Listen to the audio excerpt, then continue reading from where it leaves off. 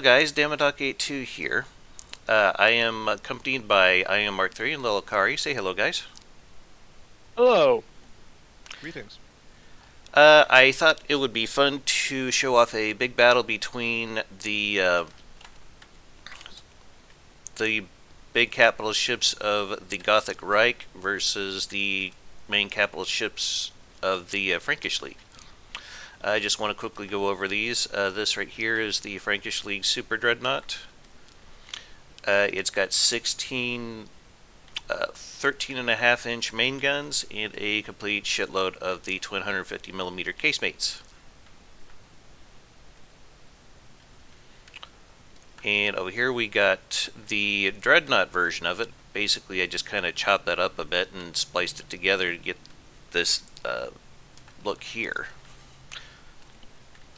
Guns are pretty much all the same aside from that, and it's a little bit shorter. Then we got the battlecruiser version of it, or it just has the two turrets, and it still has a bunch of casemates.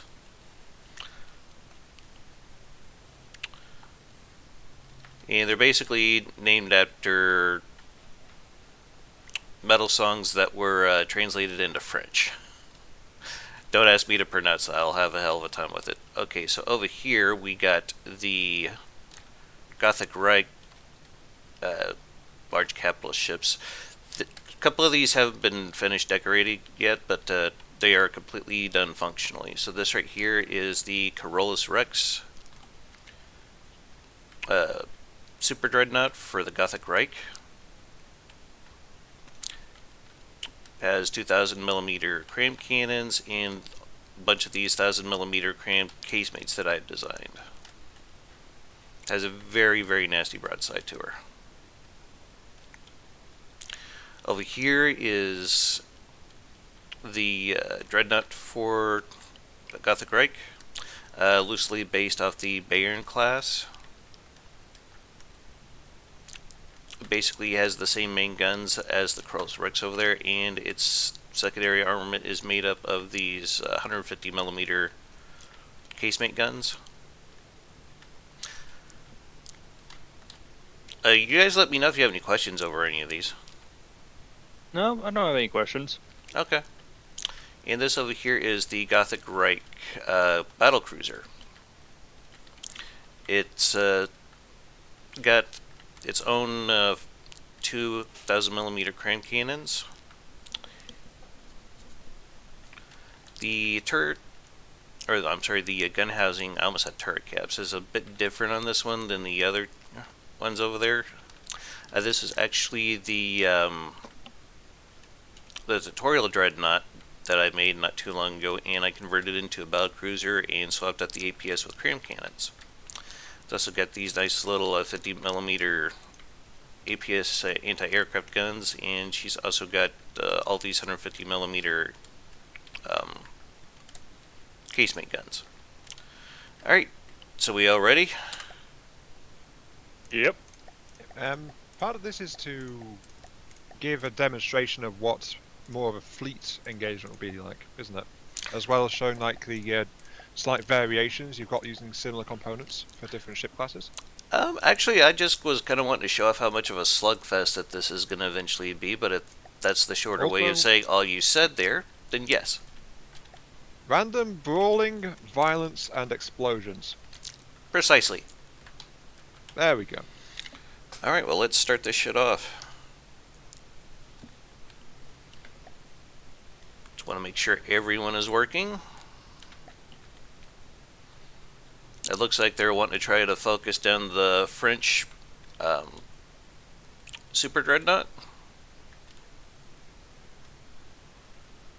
French Must Super be how Dreadnought. the priorities balance on the targeting. Usually with the these larger ships, I have them go for the largest targets first, and then just kind of work their way down. Yeah. But yeah, those are some pretty insane cram volleys coming off there.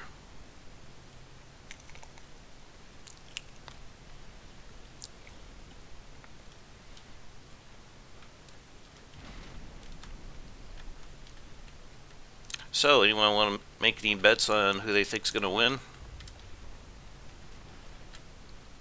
Not really, considering I haven't seen.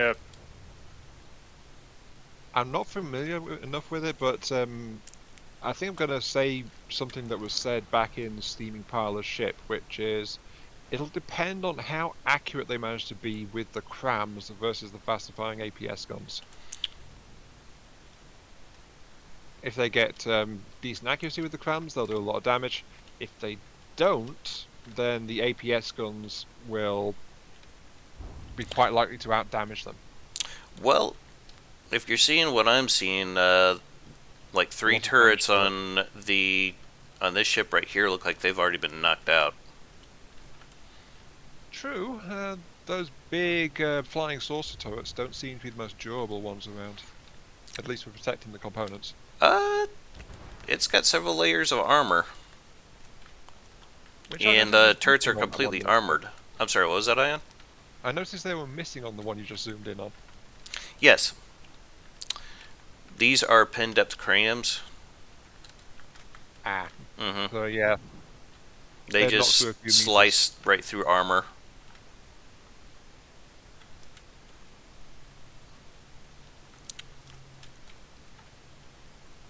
I think this guy's just trying to get some distance. I think he's basically out of the fight. He's not got much main weaponry left. He's still getting some shots from one of the main turrets. I believe the very frontmost one is still operational. This guy over here, let's have a look. Well, the back turret's pretty much out. Yep. The other two are going reasonably strong though. These actually have about 6 layers of armor. I think one just lost control. Yeah, that second one's been knocked out completely.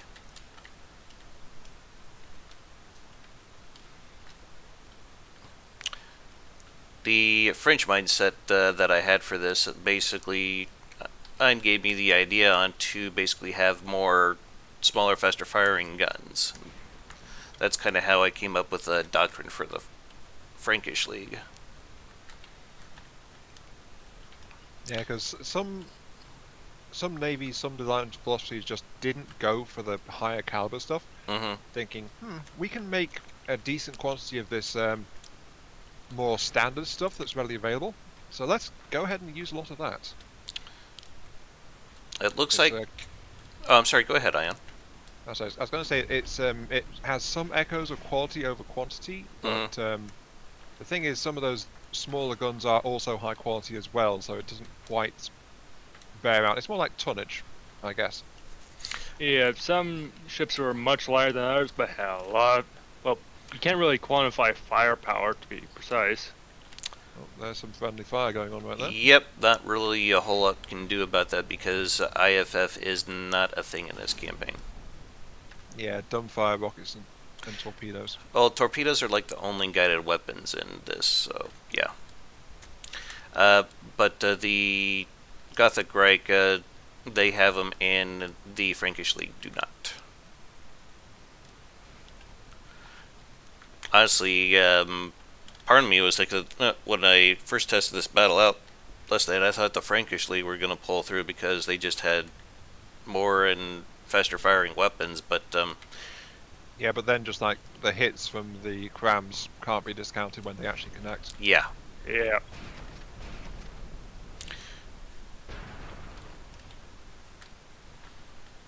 I think the ratio that I went with was like 90% hardeners and like 10% HE with a pin depth fuse for the crams of the Gothic Reich. They're certainly working. Seeing a lot of black confetti come off with about every hit. The smaller casemate ones, like the Corollas Rex has, I think they're just inertial and they are using frag. We got a little bit of a clusterfuck here going on.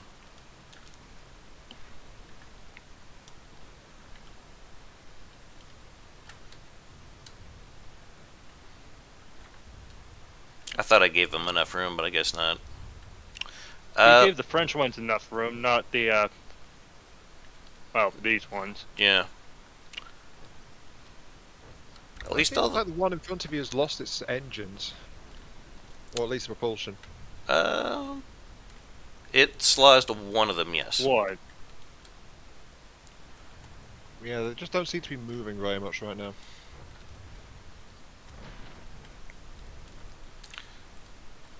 Yeah, I think these guys. Let's see here, 16 meters a second. Yeah, that sounds about right. That'd be like 32 some odd miles an hour, give or take, if I remember the conversion right.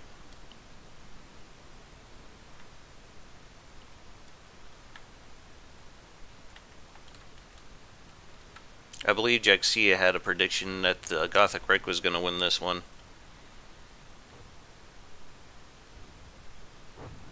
So far, it's looking like that'll bear out because Yes, it was a their bit weaponry prophetic. is surviving. Yeah, the weaponry is surviving better.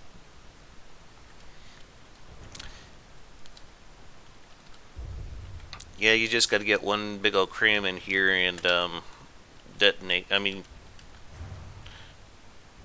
hold on. You There can, goes a piece of the superstructure. yeah, you go in here and there's like tons and tons of APS components, and just you get a good cram volley in there, and it's just going to tear it apart.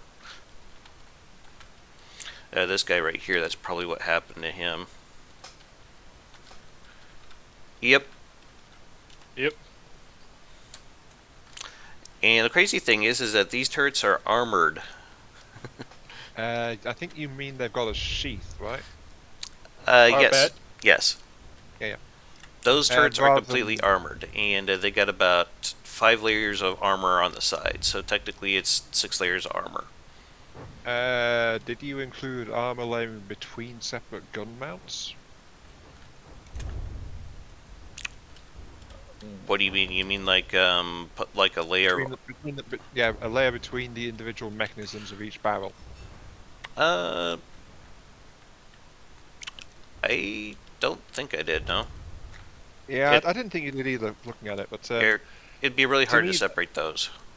to me that's what fully armored would be, because there'd be like that's also internal bulkheads, just to try and contain things if things do get set off.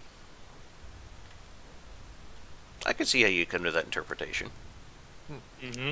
I mean, if you remember, like in real-world battleships, they deliberately had the magazines and things to store ammo away from the operating parts of the gun, just in case something touched them off. Looks like this guy's only got one screw too. I need So to it's got fix screw loose. Yes, I guess that's one way of interpreting it. Yes. So couldn't resist.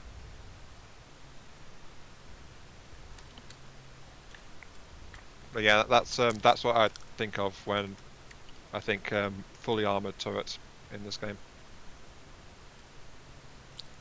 Oh, which one is this? That's the Thor Odinson class. It's just getting a gentle peppering from that guy all the way out there. I believe that's the battle cruiser for the Frankish League. Catches a random cram volley every now and then.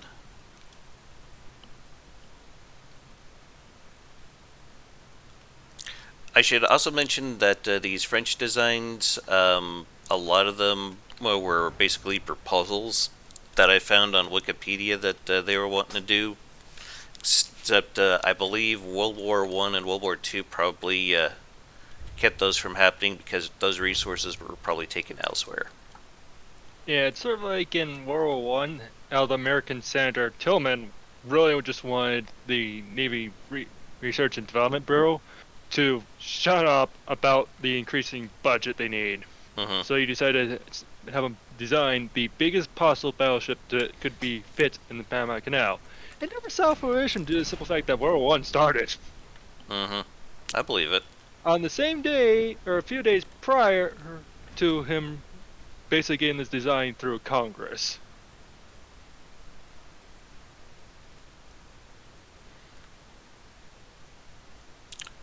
For what I remember right of the specs, they would have been pretty slow. No, it'd actually be slightly slower than today's modern battleships. Mm. Really, For example, the Iowa class could go 33 knots. Meanwhile, the design that was pretty much proposed could go 25.2 knots.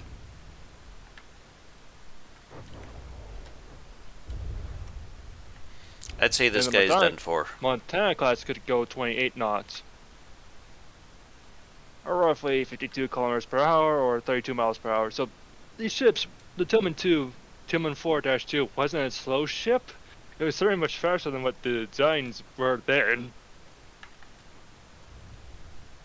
Really funny. It's hilarious. They were trying to get a ship that was a length of 975 feet or 297 meters long, 33 meters wide, and its draft was 10 meters to go 25.2 knots with World War I technology.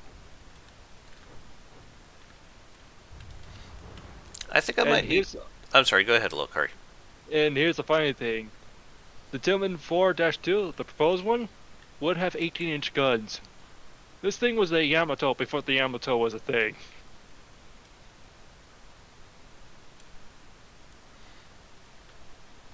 This guy just kind of decided he was just going to get away from everyone. These are firing APHE as well, but they're only like 4-meter loaders. Hey, they're still going to give off a hell of a volley, but not nearly as heavy as those ships out there. Though I am wondering how they would do if I switched them all out to just pure kinetic. I mean, they're probably going to pin like maybe 2-3 layers of metal and then explode. This guy is completely knocked out.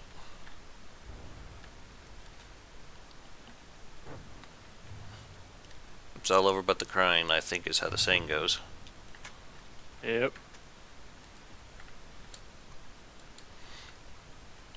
To their credit though, they're tanky as hell. I wonder who that is. I think we got our first despawn. French. No. Yeah, it was the dreadnought, I believe. To be fair, they did kind of gang up on it to start with, so. Actually, I believe they were ganging up on the super dreadnought. Stop me if I'm wrong here. I'm not sure. Maybe? Because I believe that's the super dreadnought way, way out there. Like, he just decided to get the fuck out of there.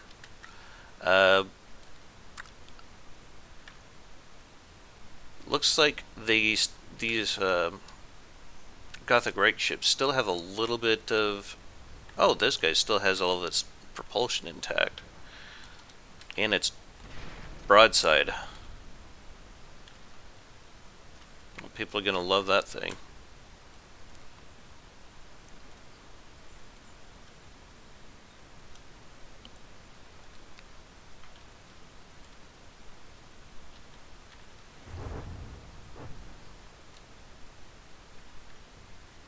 Let's have a quick look at the percentages here.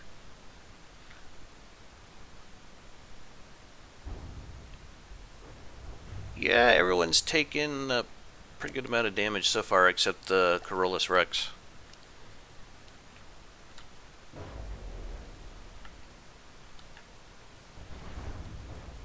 So did you guys have any favorites out of the designs you saw? Not really. So I do like the variations you've been doing on them, but I don't have a firm favourite. Also, we've got a visitor. Yes, Calora. Calora. Corollas, how's it going, man? He's muted, just so you guys know, but he is here with us.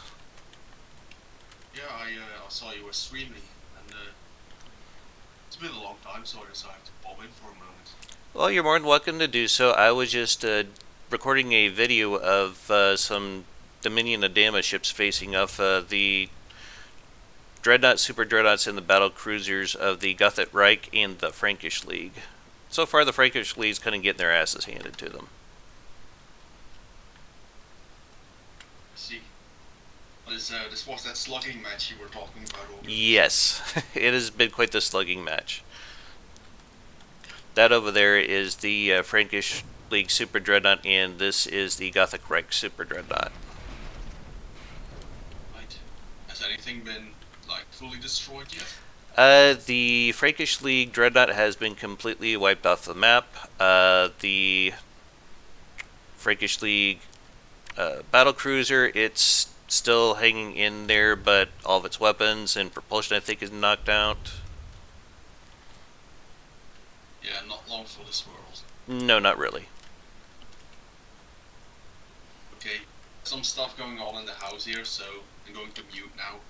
Okay, take care.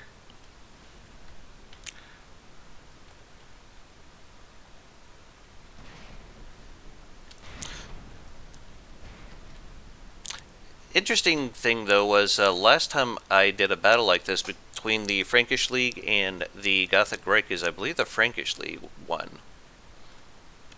But I think I may know why.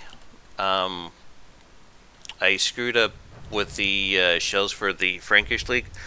I accidentally put in Sabo components instead of the solid ones because they're like right next to each other on the shell customization. It's a mistake I make fairly often. I imagine if that's the case, there's probably others who do it as well. Yeah, and then that whole payload reduction penalty kicks in. Mm-hmm. But still, the Frankish League were able to beat them on camera. And kinetics like all the rage now, so...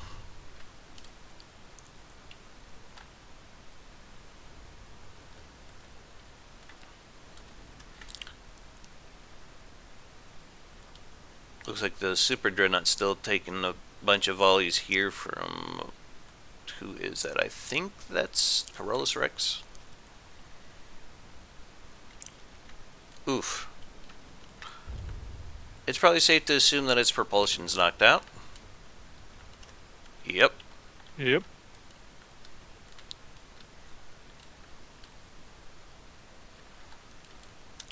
I don't know if this main gun's still working. Oh, yep, Maybe still get is. one barrel. Had one barrel out of 16 still operational. Crazy. I think Carolus Rex over here is still going strong. Yep. All guns blazing, it looks like.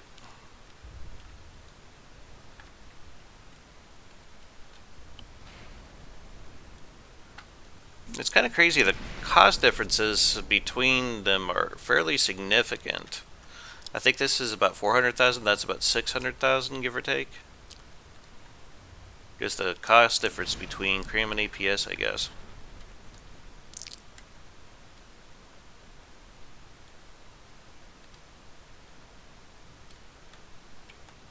But never let it be said that Dama doesn't know how to cram.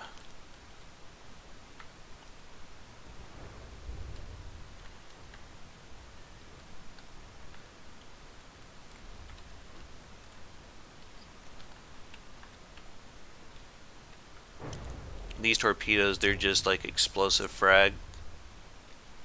Mostly meant to just shred armor and hopefully blow apart whatever the soft, squishy bits inside are. Man, I'm surprised that battlecruiser's still here with us. Oh, looks like she's despawning. Figures it would despawn right when I was saying that. Well, it was still there when you said it, so I guess that counts.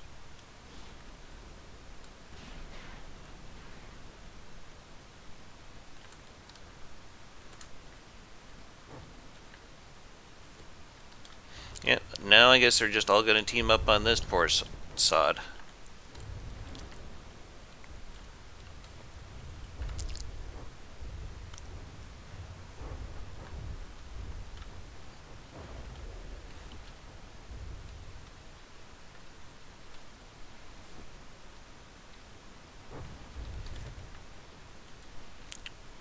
After this guy gets finished up, you want to see how the air battleship turned out? If I'm not keeping you guys away from anything. Ah, that'll be fine. Are you planning to include that in the video, or is that something you're going to do off camera? I think you should probably clarify on that right now. I was wanting to do it on camera, but I wanted to okay it with you guys first. I kept saying that I wanted to show it off. I just thought you guys would want to see it in its full glory after we spent so much time working on it. Nah, that's absolutely fine with me. I think it's safe to assume that Gothic Reich won this one. Looks Yeah. like it. There's like almost nothing left but these anti-aircraft guns here.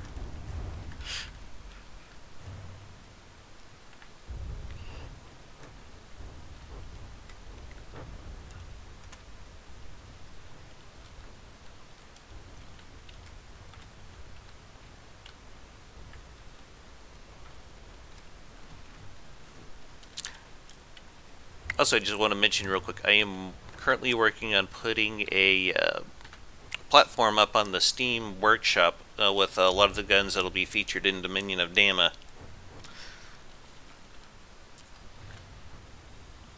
So far, I got the Frankish League, the Gothic Reich, and the Republic of Free States on there.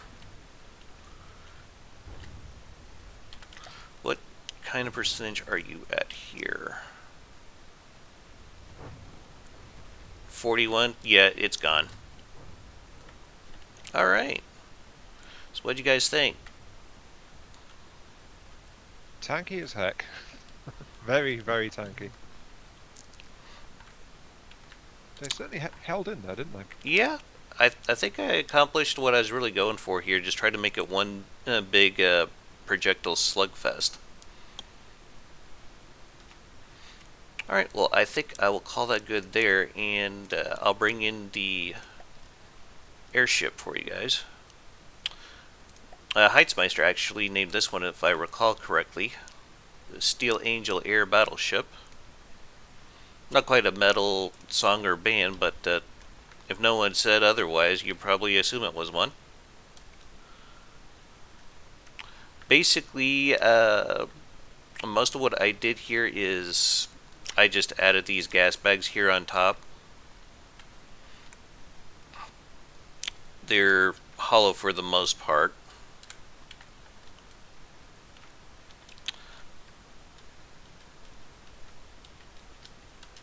And I put some extra engines up here just to help with keeping it aloft a bit. Just a big old low RPM engine, high efficiency. It was fun trying to get these chains to look how they do. I basically had these like wrapped in a single layer of alloy, and I used decorations to hide the alloy beams, and I have these chains that are running through down to the bottom, so there is a chance that this would get disconnected, but I think it'd be very, very slim. This bit up here, I was trying to maintain the same kind of armoring that Heitzmeister did here with these little shields here. What do you guys think? Which of the shields? Like these shields. Like, he just has them like bolted onto the side. They're interesting. Yeah, I think it's a good addition overall. Makes the ship a bit busier, and also makes some operational sense as well. Mm-hmm. I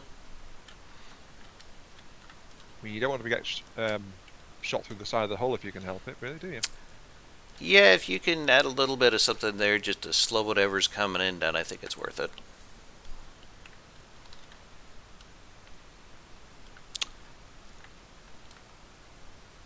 Anyway, I think I'm gonna wrap it up there. Unless there's anything you guys want to see or talk about. Nope. Okay. I think you covered everything you wanted to say, haven't you? Okay. Well, with that said, I'd like to thank you all for watching.